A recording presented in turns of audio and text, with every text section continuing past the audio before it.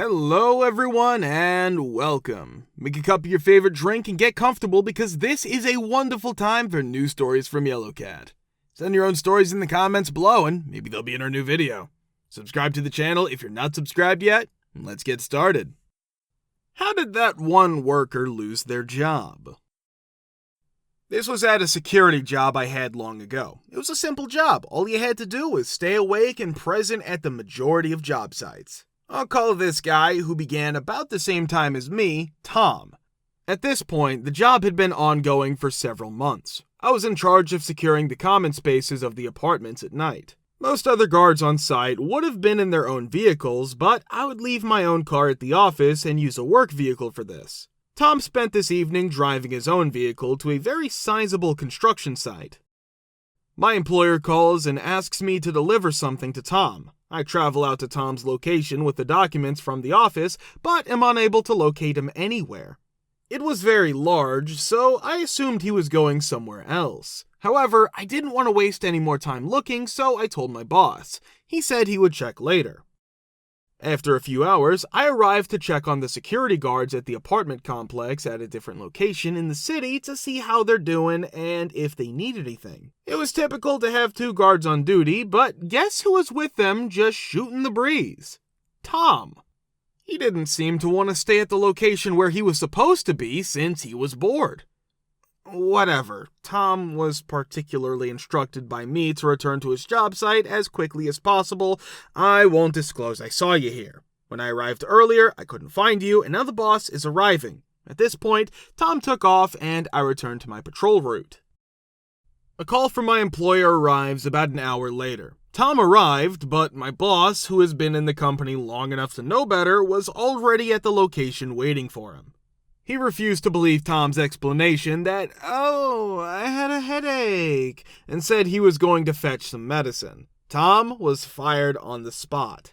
The actual part about this that got me, Tom went out of his way to get a carton of eggs to hurl at my car that was parked at the workplace on his way home, as if it were my fault he wasn't where he was supposed to be. For some reason, Tom must have assumed I snitched on him. Dude was an idiot. Working in a call center, he was unquestionably crazy. If he thought another salesperson had done a good job on a call he had overheard, he would try to award them with a jar of peanut butter, just to set the tone of how unhinged he was. So, we held a sales contest. The corporation paid for the entire crew to spend a weekend at a water park in a nearby state as the prize. His group triumphed. Soon after, it was determined that they had gamed the system, or cheated, and the team was eliminated. It did not sit well with him. He was yelling, cursing, and acting ferociously as he ran up and down the factory floor's lanes. Our customers could hear the commotion to the extent that the entire department had to turn off the phones while they captured and took him away. Security and management finally managed to apprehend him and removed him from the department after about 30 minutes. Unbelievably, he appears at the security counter the following day dressed to the nines. He attempted to con day security into thinking he had lost his badge and wanted them to let him go in so he could work. The event happened around 6 p.m. No. Our business was being sold at the time. This guy, who was like the assistant manager, had been told by the original company that he would get the manager job when the other guy was promoted to regional manager. I'm simplifying it, but that's the gist. Anyway, we didn't care for the manager since he was a bit of a jackass, but this guy was a real jerk. It would have been disastrous if he had received a promotion. He went to each and every member of the department when it was time for us to sign our contracts with the new company and requested that we hold off on doing so unless the manager was sacked and he was promoted. He made an attempt at a coup. Nobody supported his plan, and one person complained about him to the superiors. Because it was his birthday the following day, he took the day off, and when he arrived at work, HR was waiting for him. Then he filed a claim for unfair dismissal. He lost. At a Fortune 500 company, there was a cafeteria for employees. You would order your food at a counter and then bring it to the register in one of those white foam clamshell containers, telling the cashier what you ordered. This one guy would tell the clerk he only had 1 egg when ordering 3 egg scrambles. He was warned not to do it again after being caught once. He stole eggs once more, costing him a job worth more than $100,000. Similar incident occurred at my place of employment, a Fortune 500 firm, VP of some department and company cafeteria, except it involved salad. Would order a salad in line, the kind they charge by weight, and would loiter around until the cashier line got busy and then slip out the exit. A cafe employee saw him, reported it to her employer, who then informed corporate security. Security began to look for him, and given the man's position, they continued to watch for a few weeks. He had been doing this for almost a month, 1 to 2 times per week. Finally, they come to the conclusion that firing him is appropriate and walk him out. It turns out that he decided he wasn't going to play the cafe's game since he thought charging for salad was unfair. A $5 salad cost him well over $300,000 a year. I used to oversee the quality assurance division at a telemarketing branch. In essence, we listened to the recordings of successful sales calls, and if they were compliant with the law, we authorized them. Otherwise, we contacted the customer back and confirmed the transaction. Relevant is the fact that a fail and callback was required if the recording was terminated before to the call's conclusion. When I arrived one morning, the branch manager, Ed, was distraught. As part of their own quality assurance, our largest client had been listening in on the conversations on our sales floor when they overheard what they described as a nightmare of a call. Our floor supervisors were expected to randomly spot check calls for each rep every 10 to 15 minutes and monitor all calls longer than 20 minutes. Thus, it was a major failure that not a single one of them tuned in for the entire 45 minutes. They actually made a deal as a consequence of the call, and they were asking if the recording had passed quality assurance. Ed required me to gather information as soon as possible because he had just ended a call with them. Fortunately, I was working a desk the previous night due to a staffing shortage and had answered the call myself. Remember that we only listened to the 3 to 5 minute recorded confirmation segment of the conversations, during which the representative reviews the customer's demographics and the terms and disclaimers of the product and obtains their vocal consent. The recording of that conversation was flawless. Almost. The tape had been stopped while the call was still in progress, but everything else was there. As a result, I had rejected it, called the purchaser back, and finally canceled the sale when he changed his mind. It was largely ordinary, though I do recall him seeming nervous and awkward. I was therefore a little perplexed by Ed's obvious relief when he discovered that I had seen it coming and canceled it. But then he gave a reason. What then went wrong with the call? So, instead of pitching the featured product to the chance cold caller who lives 6 hours away from our city, our wonderful representative flirted and tested the waters before deciding it was okay to propose to him. They set up a meeting so she could sell him illegal 18+ services for just $500 plus travel costs. The rep persuaded him to purchase our official product as well, so she prepared him for the recorded part by explaining that although it would appear that she was about to hang up, she would just halt the recording and resume their private negotiations. An irate client listened in on the phone for the remaining 10 minutes. Yes, she was undoubtedly fired. Amazingly, we managed to keep the client. I have no idea how he survived that one. Today, instead of picking up the leaves himself, my neighbor opted to blow them all into my yard. What stories do you have about nasty neighbors? My neighborhood cost a neighbor about $2,000 in fines from the HOA/police and getting evicted. We're in a quiet neighborhood. Neighbor expects everyone in the neighborhood to keep an eye on her because she has an untreated special, such as ADHD or another undiscovered condition. The first fine was a result of complaints about the child shrieking after 9 o'clock. $500 came from the youngster who scattered her toys over the neighborhood. Our HOA board is quite vigilant about this and will take your items and fine you for leaving them out on the property, sidewalks and lawns that belong to the HOA/city, and they have a tendency to ignore HOA fees. The said child had stolen some of my belongings. Nothing important, but stuff like my various gardening equipment that had my surname etched into them, so it's something that nobody can do easily, and agitated the dogs in the neighborhood. The parents didn't care that the banshee was frightening the neighborhood, so we called the police on her.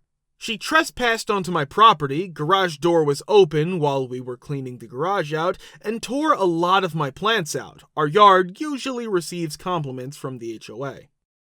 Additionally, this child had severe behavioral problems and assaulted many of the neighbors by kicking and punching them. At the elementary school, where many of the neighborhood children attended, they had to stay away from her at all costs because she would scream, leave her class, and chase after the children during class.